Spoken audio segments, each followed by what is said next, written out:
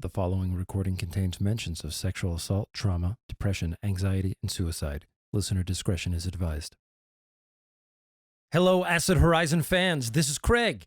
Today, we proudly present to you a production that many of you have been waiting for. This will be a special and incidental occurrence on our podcast feed.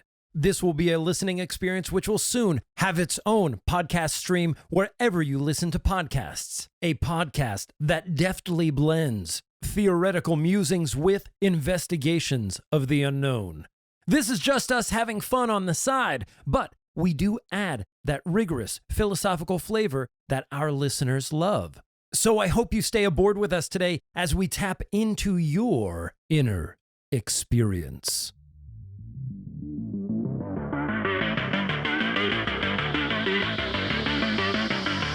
Inner experience.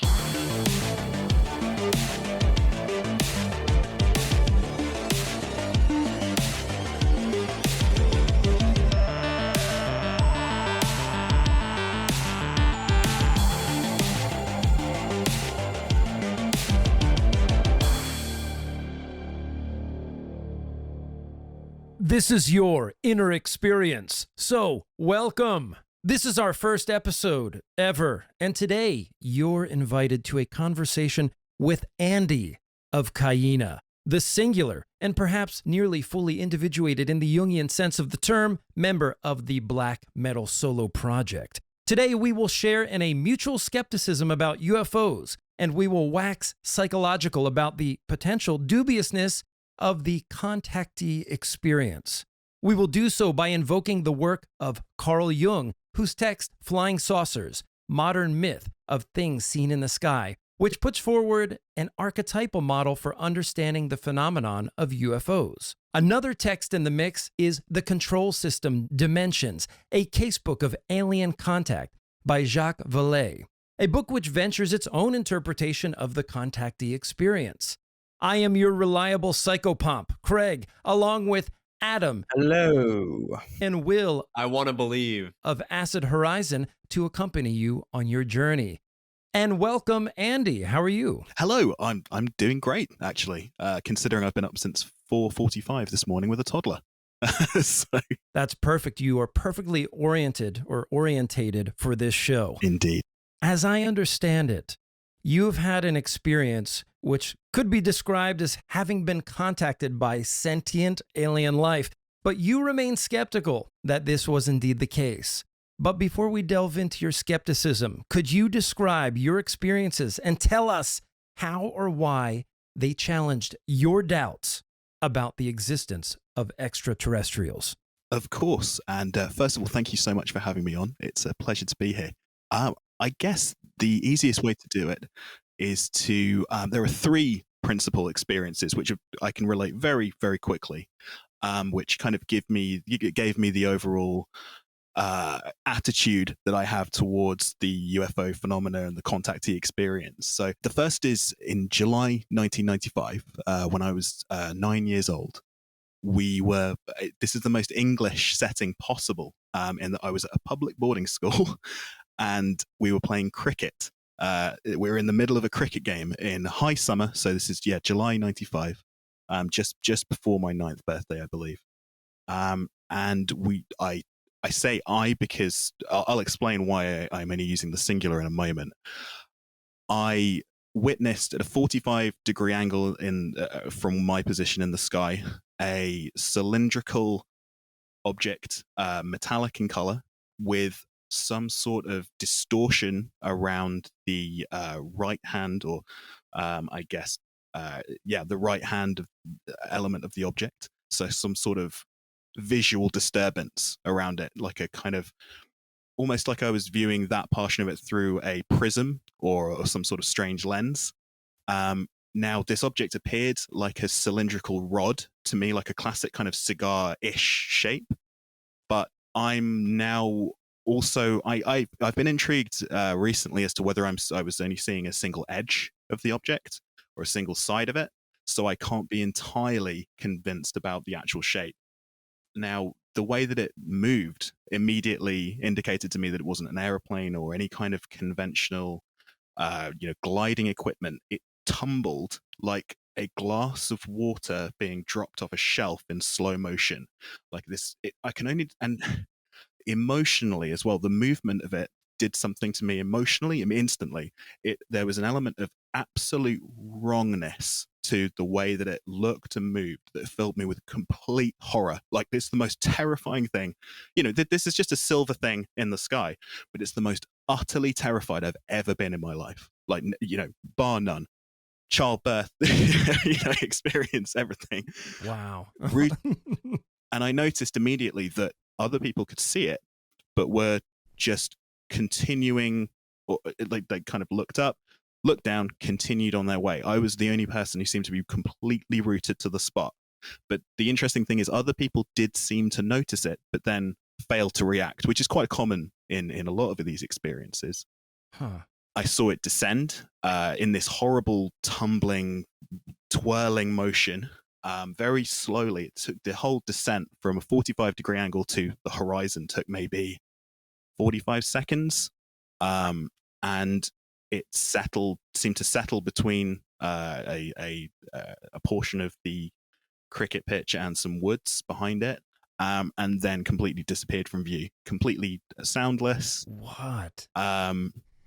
So I would argue that it had the appearance of a landing, but I, even at the time, was extremely confused as to, it didn't look like the dimensions were right. It looked like a two-dimensional thing almost settling on our three-dimensional ground, if you see what I mean. It was like a pasteboard thing kind of settling on the ground. So that's really the sum total of my first experience. But everything really that proceeded from there is kind of what really has altered the entire course of my life, I suppose. Because I was I gotta stop you there for one moment, because if being in the midst of such a rapturous experience, my question is, like, how does one come out of that? Because there's a sort of suspension of an ability maybe to communicate what's happening with others around you, and then there's a kind of coming back to sobriety. So, like, how did all that play out afterwards? I remember asking the person nearest to me. I was fielding, so I was quite away from the body of the group. But I asked the person nearest to me, my friend Will. I have a one-to-one recollection of this. It's the most vivid memory of my childhood that I have. So, if I seem to be speaking from almost too much authority, it's lasered onto my brain. And it was like I had expressed something obvious but ignorant. It was like, well, yeah, I saw that. What? What of it? It made no impact on them, and I felt instantly ashamed. I felt instantly very, like, almost the only thing I can compare it to is sexual shame. Like, if you fail to maintain an erection, or if you do something stupid in bed, or that's the only time I've ever felt it. Just sounds so strange when I say it outside, but it filled me with a real dirty shame that I had been impacted by this and noticed it and would cared about it, but nobody else seemed to. Okay, and so what did others do or say in the hours and days that ensued? Like, how did that play out over a week, let's say? Now, I tried to mention it to the same friend again, and again I got a similar response, like kind of almost like that it was something that was not worth talking about, not worth remarking on, like a blank had been placed in front of that person's perception of whatever was happening. It was some kind of filter that I did not have, that I was exposed to the raw experience, the magisterial thing was unveiled to me, but it was just presented as something prosaic. Even the strangeness of it was acknowledged, like, oh, did you see the UFO? And again, it was as if I had asked something really obvious and stupid and not worth talking about, as if a filter had been placed in front of his experience that was not placed in front of my experience. That's how it came across to me. Like, I was asking about something prosaic rather than asking about, the most interesting thing in the entire world. But the impact that it had on me personally, again, stretched out over the years, whereas it didn't even seem to stretch out into seconds for anybody else. So it's like the space-time fabric was manipulated, but not only that, there was this kind of implicit commandment, maybe that's one way of putting it, not to discuss the experience, but maybe even less than that. It's just, it made it blasé. Yes. When you hear these kinds of experiences, the tendency is, of course, to be autobiographical in response. Like, oh, here's what happened to me or happened to my brother, right? But there's two sorts of experiences that I want to collide with yours before we move on, which is, first of all, my brother, my older half-brother, sometime in the 1970s, he's much older than me. He witnessed a cigar-shaped object flying outside of his window, and he ended up running downstairs and telling my dad about it, and my dad's like, go back to bed, don't want to hear about it. Next day in school, told everybody about it. He had this impulse to communicate with people about it, and then ended up getting detention or grounded as a result of going on and on about it. But then it ended up being in the news like a day or two later, in national news, like, hey, this object was spotted flying over this area, right? And so, which was really interesting, because then what that did was that triggered a series of events in my family, not with me particularly, but of people reporting seeing UFOs and stuff. And this is one of the reasons I wanted to take this episode on as one of the first, because my aunt was like the head of the Michigan UFO network, or like a secretary or something, and she was involved with that for a while. My dad has an experience that we'll get into later, but the thing that I really wanted to hit on right now was I was once walking in the woods with one of my friends who was a film major in college. He wanted to shoot some stock footage, so I went with him. We went about like an hour deep into a very, very rural part of Pennsylvania. You know, we did the filming or whatever, and now it's dusk, and we're on our way back, and I'm looking into the forest, like basically 90 degrees to my left as we're walking down the path, and I see something that I thought, is that somebody standing there, or is that a tree? Like that's been like, you know, kind of shorn off by the wind, you know, like at 8 foot high or something like that. And it was one of those events where like I'm kind of, you know, negotiating with myself, like, do I see a person or a figure or a tree? Or is that a tree trunk that looks like a person? And, you know, you're kind of going back and forth, and it's all completely internal. And then at the point I'm like, that's a tree. As soon as I said that, this thing turned like 90 degrees to the left and just started walking. And this was like my only like sort of like supernatural experience that I've had in my life. And it was one of those things where I kind of didn't believe my eyes. And it's almost as if this thing was waiting for me to make a decision about what it was. And Yes. I remember in the moment, my friend is right there. And I could have been like, dude, check that out. But I just had this impulse to stay silent and just kind of go on my way. And even in the car, I didn't say anything. I didn't say anything to anybody for years after that. But it always sort of simmered beneath the surface, like, you know what you saw. And like, it would just kind of come up like now and again, like, hey, remember that day when you saw that thing? And then it would just sort of recede beneath the surface once again. And so I'm really vibing out with you saying that thing about the sort of communication aspect to what the whole experience comprised. I mean, if I can return to something you were talking about, which I found really interesting, is that your brother went down and immediately told your parents. Mm-hmm. Now, even at 9 years old, I won't go into it, but I did not have the kind of relationship with my parents where I could tell them something like that. It was not something in our emotional vocabulary to handle. But they could no longer ignore the things that began to happen in our house and to me afterwards. And the interesting thing is that I've since actually gone over the things that have happened in our house afterwards, and they've completely acknowledged that they happened, which is very unusual for them, you know, to kind of engage with something strange.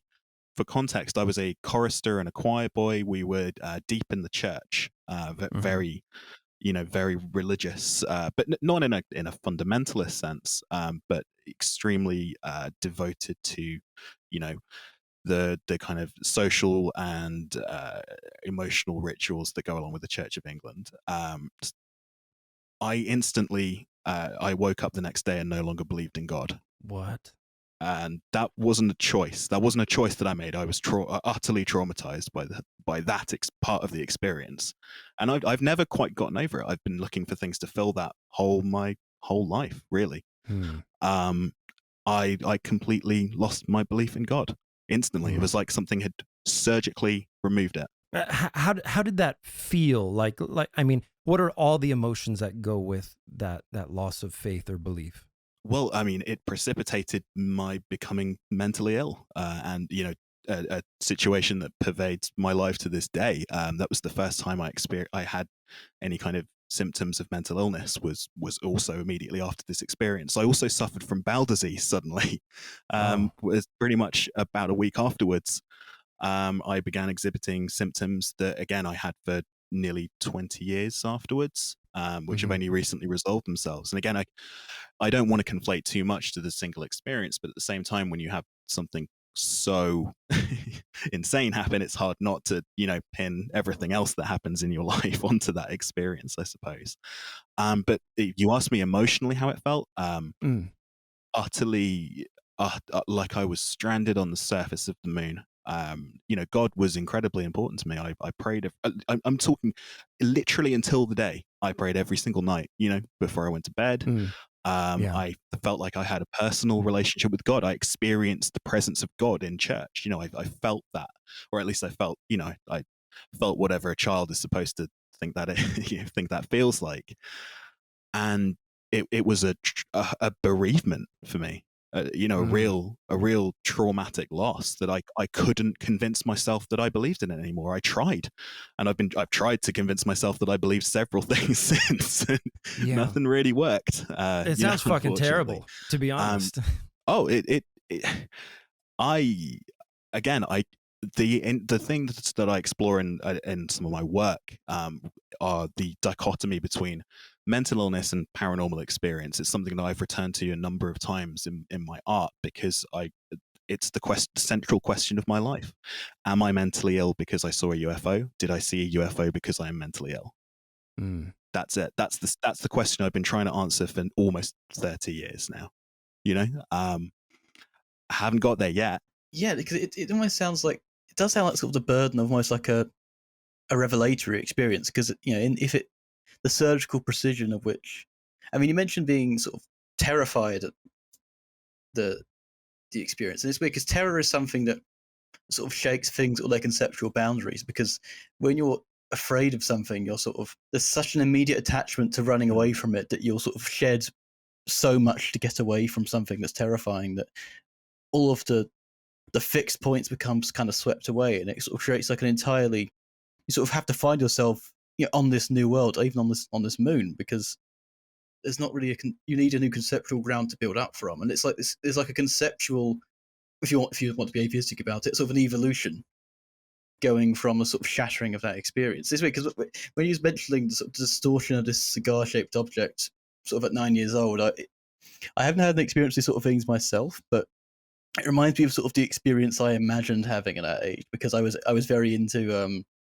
the Jeff Wayne War of the Worlds album, and hearing sort of the reports from that of these incoming exterminating cylinders coated in distorted light coming from Mars, and at the end of it you have the idea of they're doing like NASA missions and they're hearing exactly the same thing again. It ends with the idea of can it happen here? And it's the idea of having this complete conceptual terror rearrange your fundamental belief system, which is fascinating for me. And I think the longer we go into like the theory of it as well, I think this would be interesting to talk about the idea of how we communicate these experiences and how they relate into terms of who has access to this strange, like life-shattering, mind-shattering content.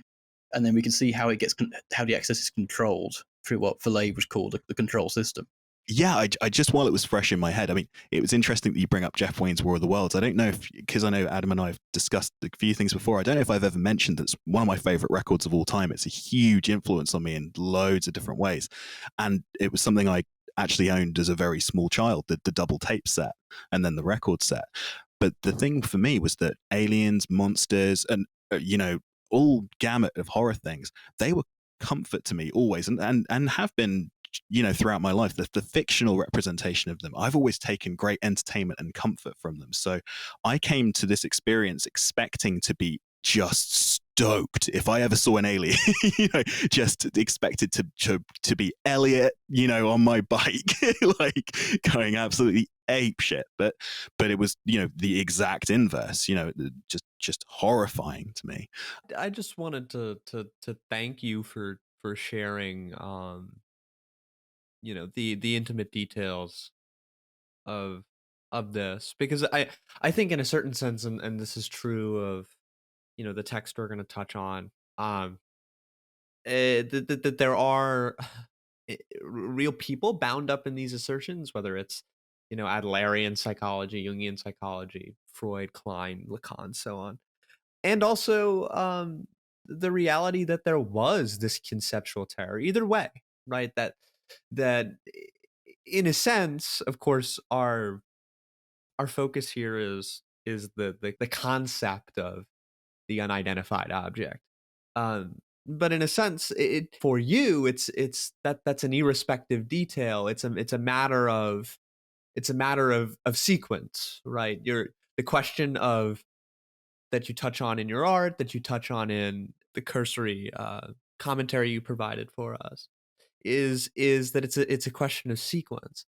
So I think that the details you bring here are absolutely fascinating, and there's just so many different forces and vectors going on. Well, thank you. That means a lot, actually. I mean, I've personally found a lot of comfort after I discovered, really late, actually, Whitley Strieber's work. I'm so glad that you said that, Andy, because I was going to ask you about Whitley Strieber right after this. Oh, I mean, I love him. And he was on one of my favorite podcasts. Well, not one of my favorite. He was on a podcast that I subscribed to recently. And I love his approach as well.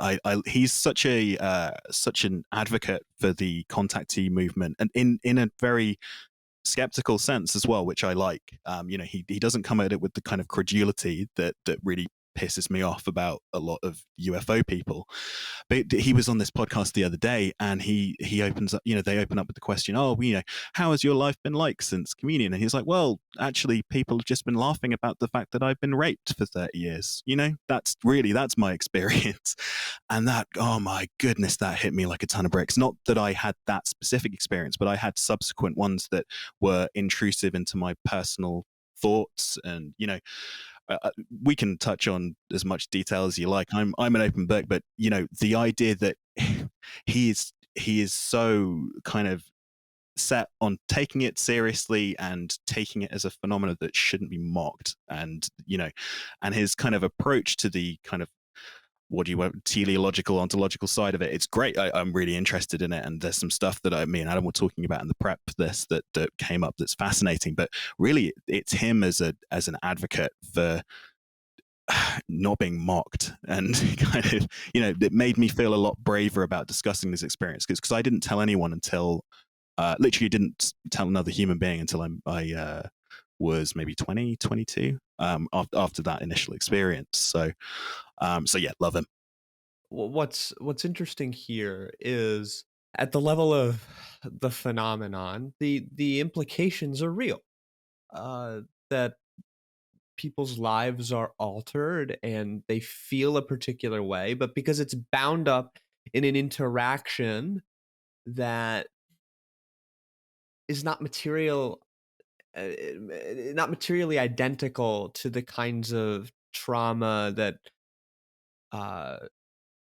societies more easily oriented to at least attempt to work out and digest, it sort of does become a joke. And people who feel real pain are, made a cultural commodity to sort of collectively mock. I think of the way that we all respond to, I think it's Tom DeLonge, the pop punk musician who believes in UFOs and so on. So it all gets bound up in this cultural cachet that then gets rearticulated as a very particular type of comedy, and that can be harmful.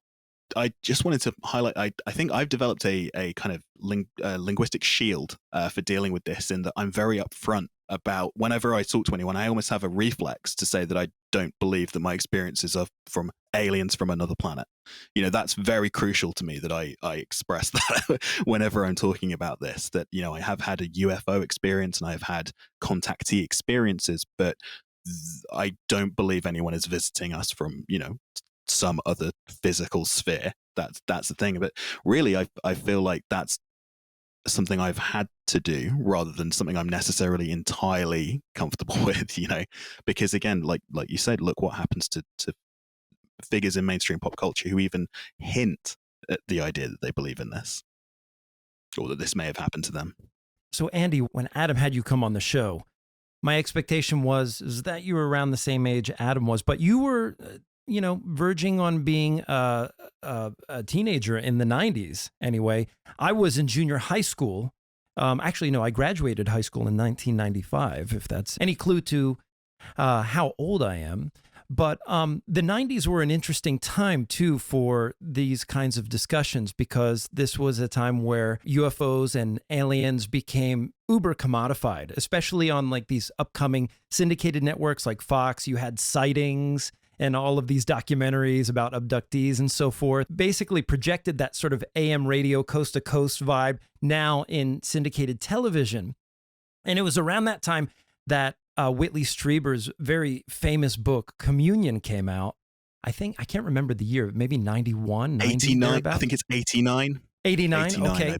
Yeah. And I remember I grabbed that in junior high school, which was like 92 or something for me. And I was getting in trouble, detention, in-school suspensions, got in trouble with the cops a couple times. And, on the sort of rebound from being punished from all those things, I picked up that book.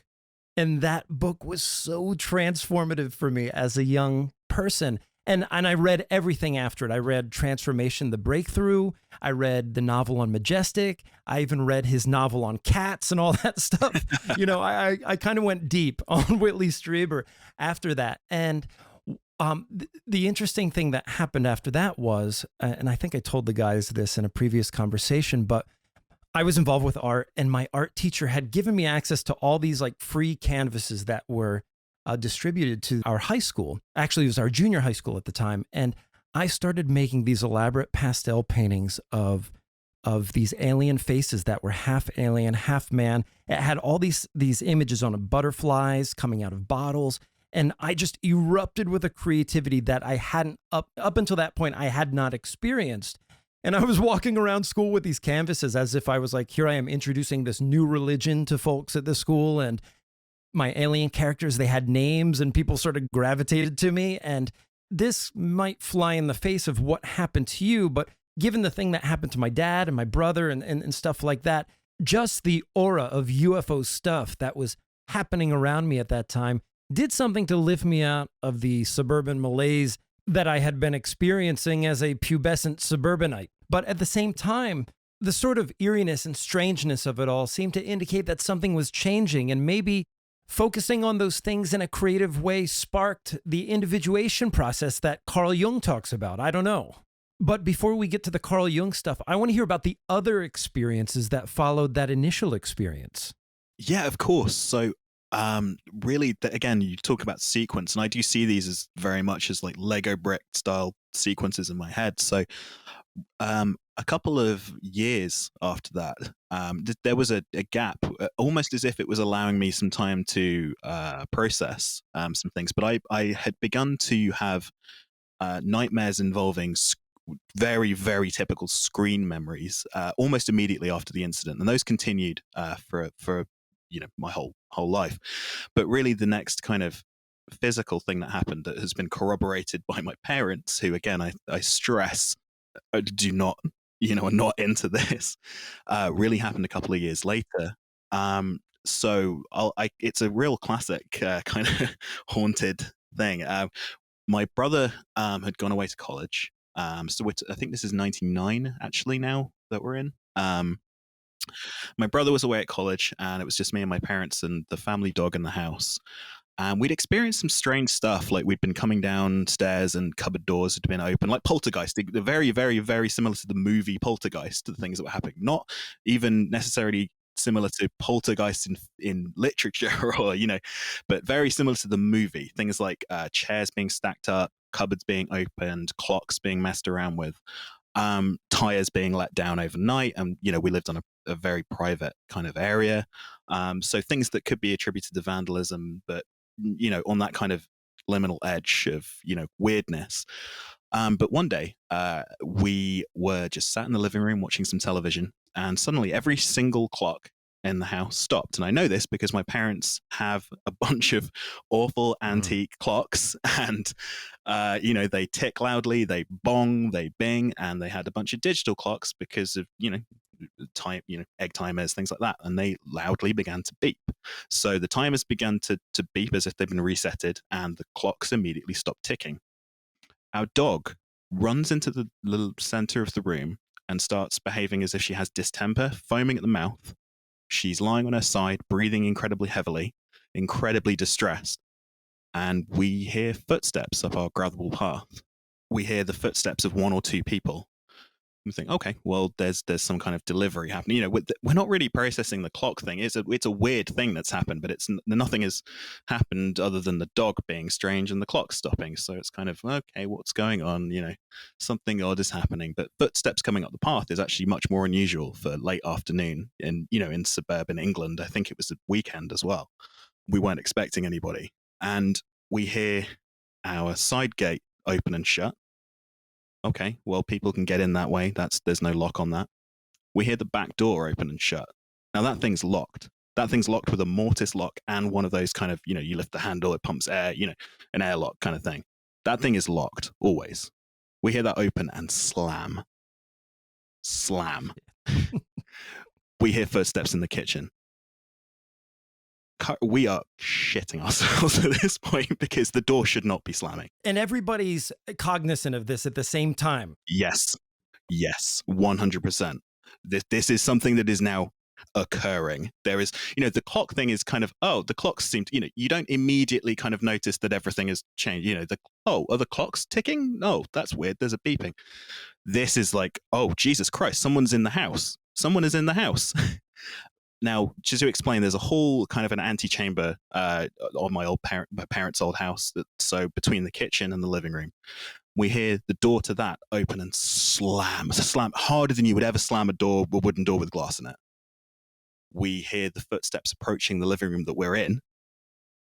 And then as soon as they come towards the door, they completely stop. The clocks restart ticking. The dog gets up, licks itself a couple times, and just goes back on the sofa. I am never going to fucking Britain. The digital clocks reset themselves in their original times. Original times, mind you. This is like 1999, very basic technology. This is like they had gone from basically being dead, flashing 000 to telling the correct time or whatever timer they were on previously. We checked these things. Okay, but at this point, your memory hasn't been reset. Everybody remembers what happened. Yes. The app, and the one thing I haven't expressed is the sense of pressure in the atmosphere that was occurring. Now, this isn't necessarily just because of fear or anything like this. There is a physical pressure, like atmospheric pressure occurring in the house. Like someone is pumping hot air into the room as well. This is the thing. We were physically hot. But the phenomena are just as kind of, drastically as it started, just immediately stops. Given your relationship with your parents, they're experiencing this too. I mean, this completely recontextualizes any sort of feelings that you had for them. Like now there's kind of a solidarity experience around these events. Like what happens there? Well, this is the thing. The previous incidents with the chairs, the cupboard doors, things like that, we started joking about the ghost. This is the thing. It wasn't an old house or anything. I mean, this is a 50s house. No one has died in it. There's no ancient Indian burial ground. There's but we start talking about the ghost. So this became attributed to the ghost, but with a sense of fear and trepidation about talking about it that was not there before.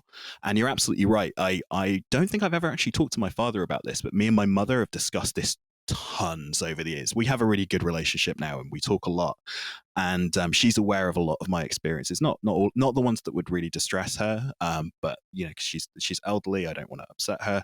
Right. But we talk about this, and kind of there. You're absolutely right. There was honestly, that maybe was the start of the improvement in our relationship. Honestly, now that Yeah. I've never really put that together before, but from then on, we did have a shared solidarity in that experience. And the internal experience that I couldn't express to her really started to ramp up as well. So I needed that. I think I really needed somebody to acknowledge that was happening. Yeah. But we didn't talk about it for maybe a decade after it happened. This is the thing. And Wow. the most validating experience of my life really was just saying to her, you remember when that thing happened, right? And her relaying it back to me exactly as I remember it, like Oh my to God. almost word for word. Now, that weirdly didn't frighten me anything like my original experience did. It didn't frighten me that somebody had acknowledged this. It really, oh God, it was one of the most validating things that's ever happened to me. So yeah, that's really the As I was consequence. saying, of it's that. just such an incredibly sort of rich experience for the interpretive mind, because the idea of the clock stopping, because time is sort of the essential form for our own subjectivity, how we lay apart the sequence of our lives, and how we figure everything. We count of something being real. Did it happen in time? We think of our lives in terms of time phases, and then this idea of a sort of new alien individuality that only sort of really stops its presence by announcing itself at its most intense in its sort of birth heat, and standing Exactly. at the threshold of the front door, at the encounter of the threshold. And that's where there's a kind of new individual community of solidarity that's kind of born from it. It's this drip of conceptual evolution, which always must deny itself in order to make itself properly experienced. Otherwise, it just becomes like anything else in time. It's almost too on the nose. Like, this is the thing. It's so thematically rich that I feel like I'm making it up. This is the thing. Yeah, no, it's almost as though the spatiotemporal mechanisms by which we have to apprehend these sorts of things, right? They become fundamentally insufficient in the sense that the clock stops, and then all of the sort of spatial realities that you've recognized about this English suburban area are no longer sufficient either, right? The gate is not locked, and so on. Like, even though it is, right, it is also not. There's also a distinct new form of access being talked about here in terms of our conceptual registers, because traditionally the human lifespan is limited by its the human life is limited by its lifespan, by its time. And this kind of more globalized world of communication everywhere, the limit is less so much of a temporal one, it's become a spatial one. This is why sort of time stops and the sort of new individuality announces itself at the threshold of a space, not of a time. Well, I keep thinking about Jung. If we're bringing it to Jung, Let's do I it. think that, yeah, well, he's the real thing that leaps out from the UFOs as rumors chapter, which is the kind of key. Well, it's the first chapter, but it's the key one, really, is that the UFO represents some kind of response to a psychic need.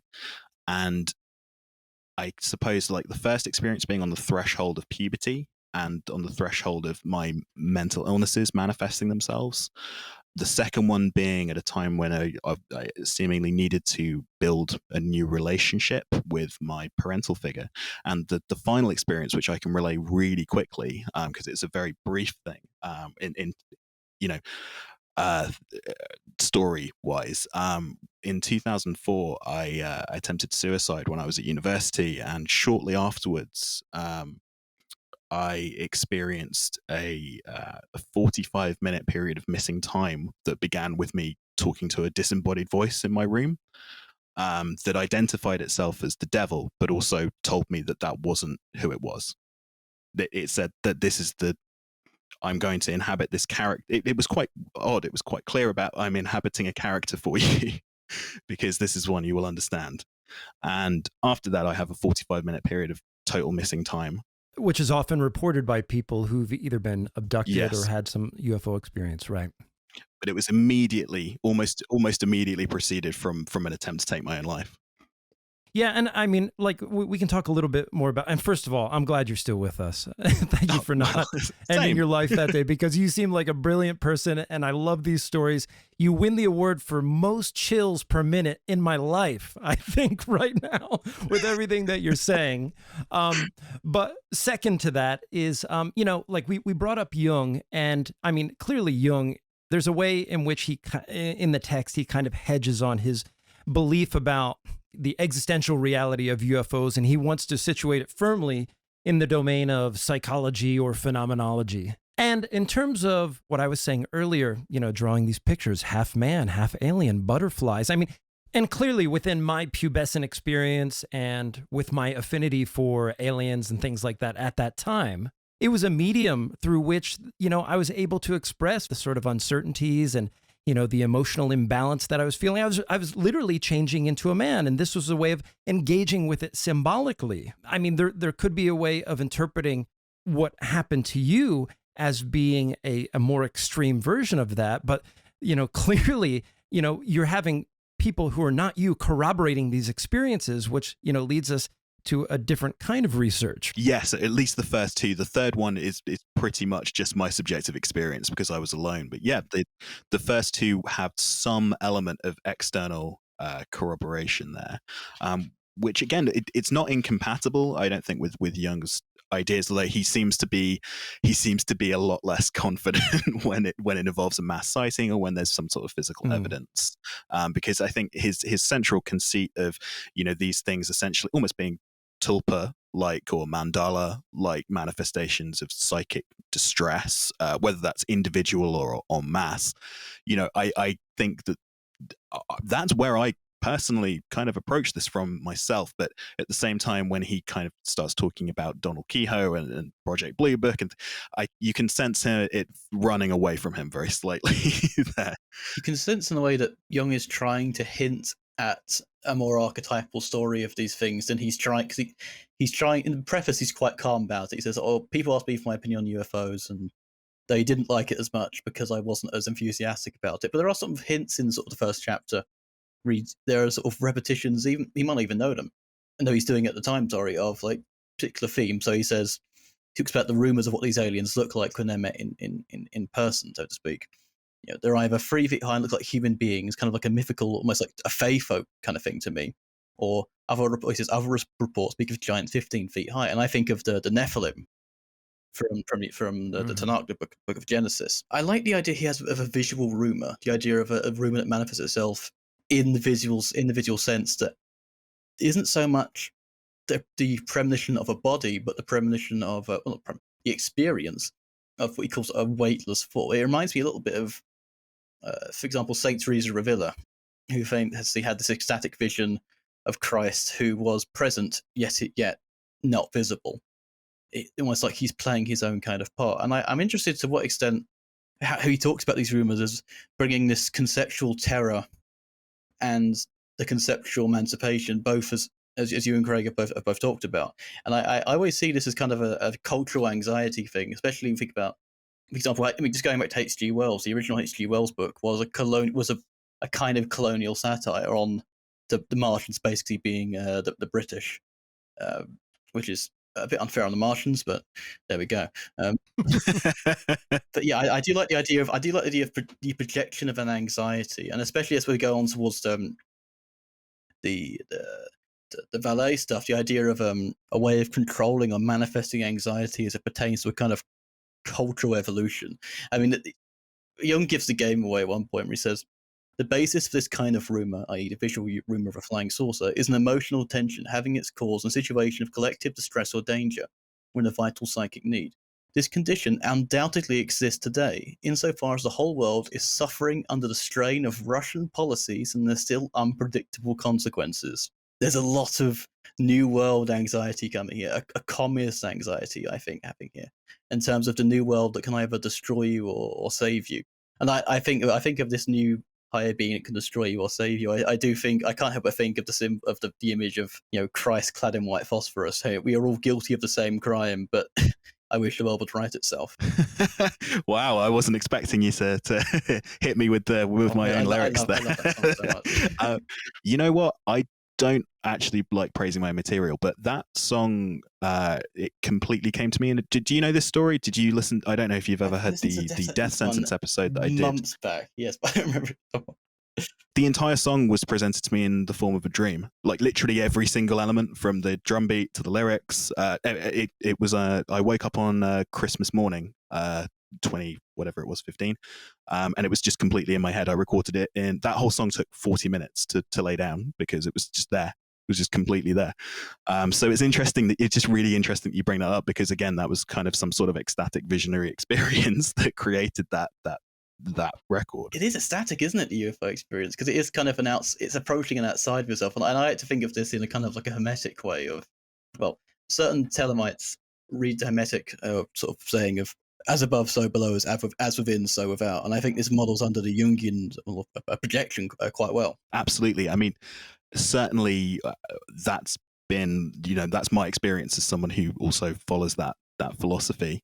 And it's interesting when you consider Crowley's conception of Lam, the bulbous, grey alien-esque entity that represents for him the ascended masters of Tibetan Buddhism, that there's this kind of misty connection between almost all of these things. I mean, the whole UFO phenomenon is kind of integrated into and also kind of subsumes the classical and new age occult traditions. Like it kind of takes the as above so below of the hermetic philosophy that goes back close to 1,000 years, and then also you kind of have the space brother element of people who have lenticular dolphin posters on their wall, and it's all a very kind of consistent philosophy. And I think I wanted to just touch on you talking about communism, because again, like if you think about the early contactees, the one thing that unites almost all of them is either being leftists or in the labor movement, specifically in 50s America. Adamski was investigated for the supposed proto-communist leanings that he expressed as a result of his contact with the Space Brothers. Betty and Barney Hill, whilst not only in a mixed race marriage, but also involved in the labor movement, and confirmed pinkos, I guess they were called at the time.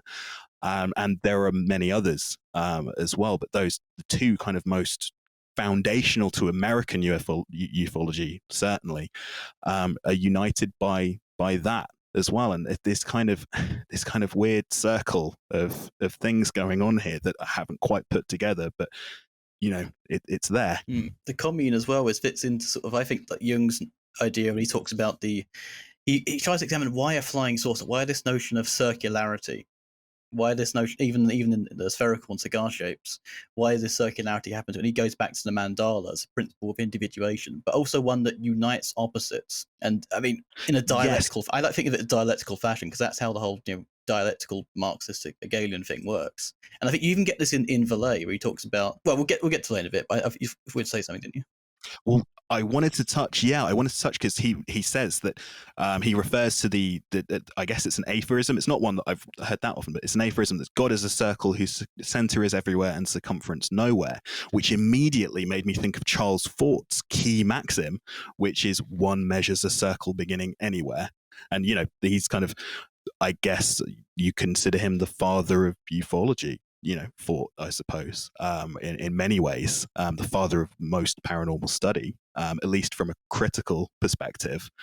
And again, you've got these affinities everywhere between the observed and the analysis of that observation. The observed object matches the kind of thematic threads that they can draw from literature and history. And for me, that as I think I've said in some of our private discussions, and for me that indicates so clearly that whatever the phenomenon is, it's us. It's us. It's something intrinsically connected to nature rather than supernature. There is something. It is terrestrial, not from some kind of other plane or planet. There's elements of the way it manifests itself and the way that it makes itself be perceived that we can't understand yet or don't understand yet. But for me, it's us. We're doing this, Yes, since we're talking about the circle, the mandala, as the symbol of individuation, it raises a question for me, and it might touch upon an irony, at least in your case, Andy, which is for Jung, the archetypal view is that, well, in contrast to Freud, where repressions are seen as sexual repressions, for Jung, they're almost like religious or spiritual repressions. There's something inside of us when we experience a complex. One way of thinking about it might be is like fighting to get out so that we can individuate and become who we are, a self with a capital S. And that is akin to a religious experience. Now, in your case with UFOs and being a contactee, it resulted in becoming atheist. And I'm curious if your engagement with these experiences, whether in terms of art, your music, or what have you, have allowed you to individuate in important ways, or is there any sort of Jungian strand in your own approach to working with these experiences? Well, the mandala thing is fascinating to me because I'm actually not an atheist. This is the thing. I became one as a child, but I'm not. And this is the interesting thing. I've sometimes wondered if perhaps the Buddhist ascended masters thing is not quite, so far away from the truth, because I would consider myself a thelemic Buddhist in the same way that Crowley would consider himself. The two philosophies can run in parallel, for in many ways, as long as you're kind of careful, I think.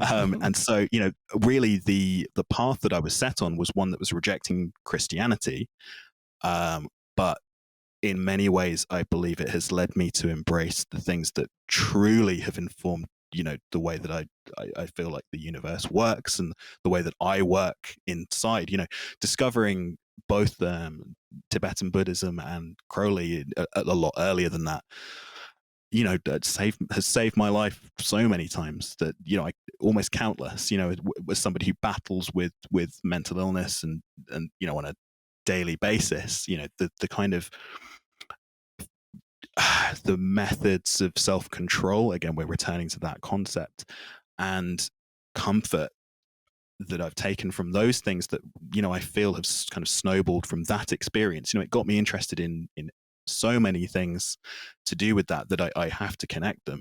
I feel like that's been foundational. So perhaps the whole kind of mandala thing is almost literally true for me.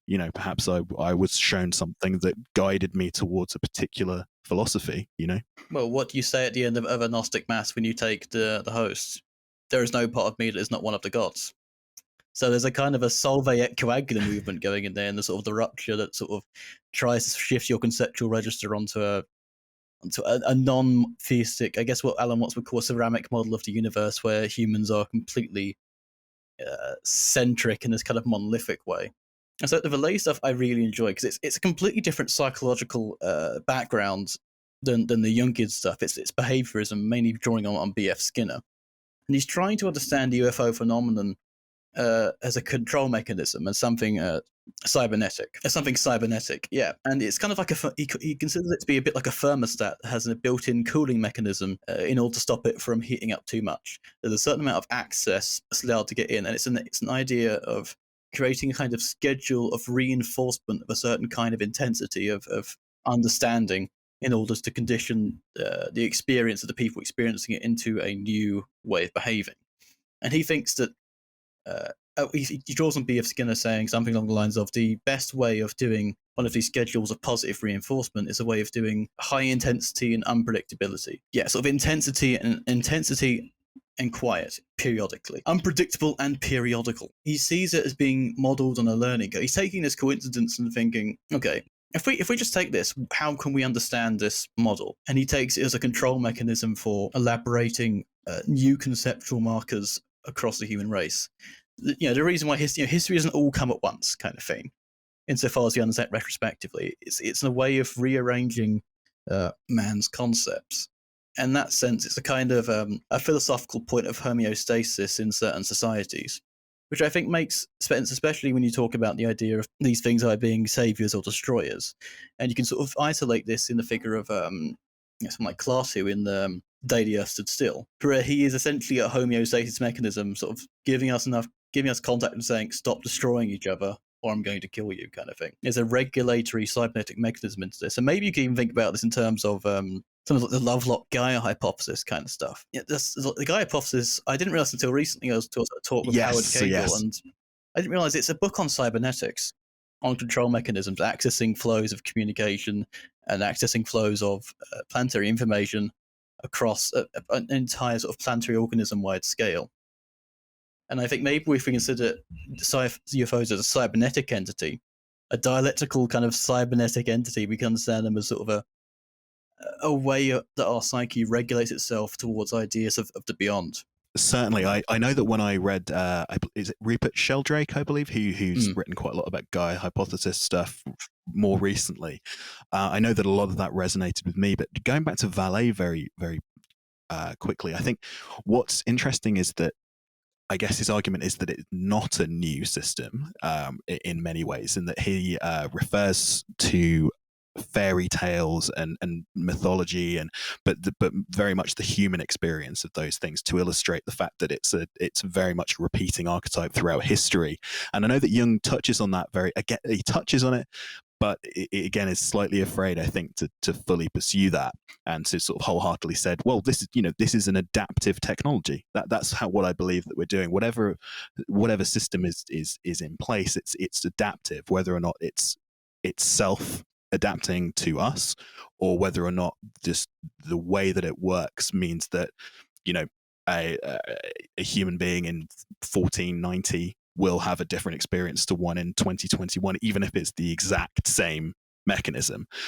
It's hard to differentiate between those two things. But again, I think it's interesting that it's we talk about archetypes, but really using kind of people's relationship with the gods and with fairies and things to kind of explain this is a kind of grand unified theory that I think is, I guess it's like I suppose it's almost, is it not almost the opposite of the Gaia hypothesis though, because it's so human centric? I don't know. I mean, I suppose that humans are centered in that, but I suppose there's a slightly more kind of, people have taken that to kind of go down the route of ecofascism and say that, well, humans are a virus infecting Gaia, but really I feel like that misses the point that that we're intrinsically connected. I think there's a conflict there.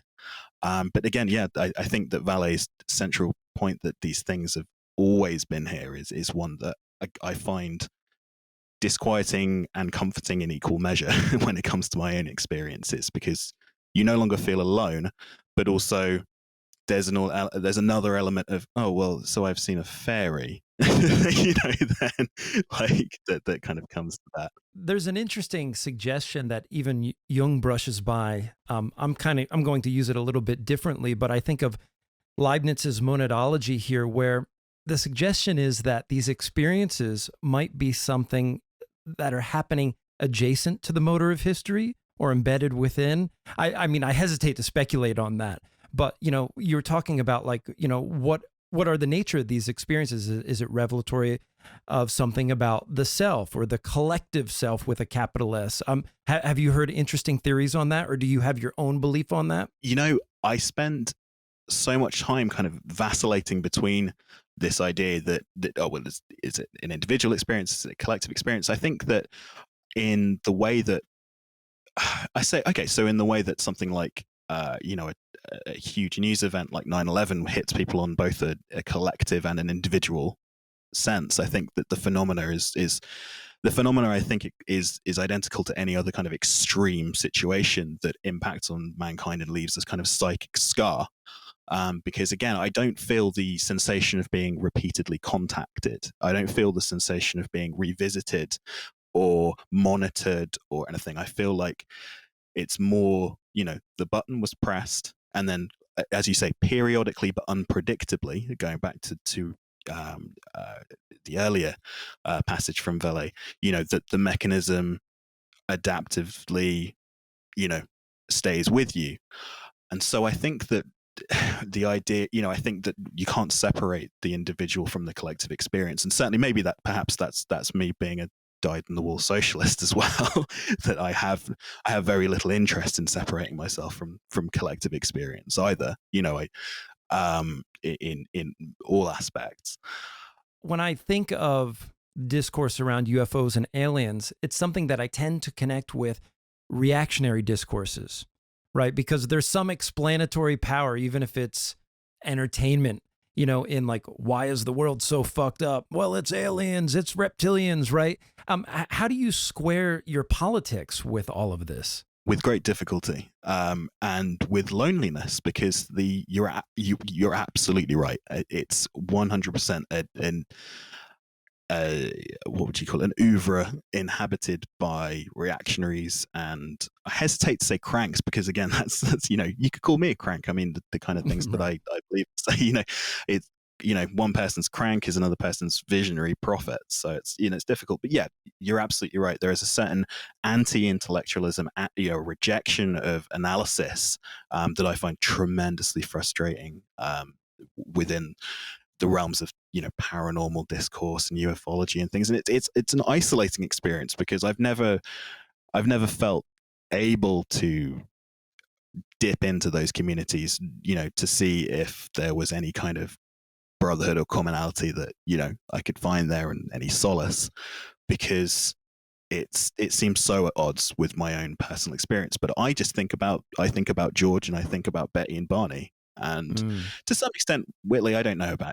I'm pretty sure he's, probably not, he wouldn't describe himself as a communist, but he certainly seems to have a very very empathetic view towards humanity, and he expresses himself in ways that I understand, on an emotional level. So I kind of feel an affinity there. So yeah, but I think about George, Betty, and Barney, and I think that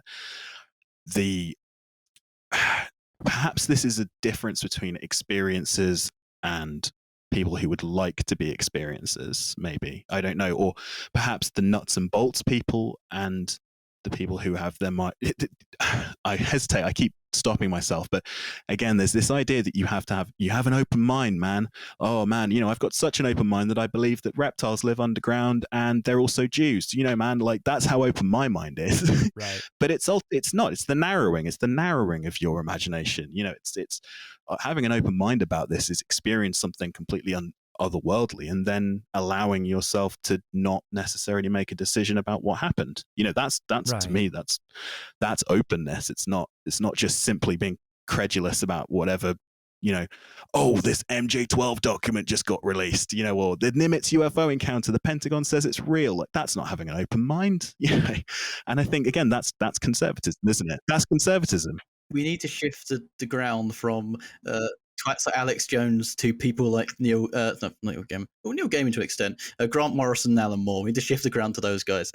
When it comes to, people who claim to have knowledge about aliens, UFOs, it's really just a recitation of talking points and pivots. Like when you confront them with this logical fallacy, they pivot to this, and it's a sort of memorization of those coordinates. Versus having an experience and like you said, maybe suspending some element of judgment and making a choice to continue to ask questions about your experience rather than settling on some naive view. Absolutely. And I think the last, if we're wrapping up soon, I mean, I'm grateful, no matter how terrorizing these experiences are, I'm grateful to have had them because I feel that I'm more open to almost everything as a result, in that kind of questioning sense rather than reactionary credulous sense. I'm very grateful for this experience. Andy, I really want to thank you for coming on. You shared something that's very intimate and in some ways very risky too, and so for that we are grateful. I mean, we stand to profit in some sense from your willingness to share this story, but certainly we will definitely not exploit this. I think we're with you in keeping these questions open and in interrogating experiences of this kind. And I want to allow you to use the last portion of the show to plug anything that you're working on. I know you are a musician, and one of the questions that I wanted to ask you, and you can answer this in conjunction with the plug, is do you ever intend to write a book about these experiences? Okay, so I have a couple of things to plug. So I have my band is Caïna. You can find me at it's Caina. You can find it at Caïna, like hyena, the animal, on Twitter. And I have written an album about these experiences, in 2018-19 that was released called Gentle Illness. And it's very, very directly about these experiences. I have a new album coming out on March the 8th, which is available to pre-order from my Bandcamp now. It's called Take Me Away From All This Death, and it's about how being a vampire is better than living under capitalism. I would absolutely love to write a book, but have always felt that it was something that would be, funnily enough, I don't consider my music narcissistic, but I consider the idea of writing a book narcissistic, and I don't really know why. I haven't interrogated that emotion. I haven't interrogated that, but perhaps it's because I see myself as a musician and not a writer, even though, I have written for publications and magazines and things. So it's something I'd love to do, but I think I would need to know that there was demand before I did it, rather than the music, which I just voiced on people. Oh, I also have one other project called Ritual Object, which very much explores Hermeticism and the occult in a broader sense than Caïna does, which is much more about my personal life.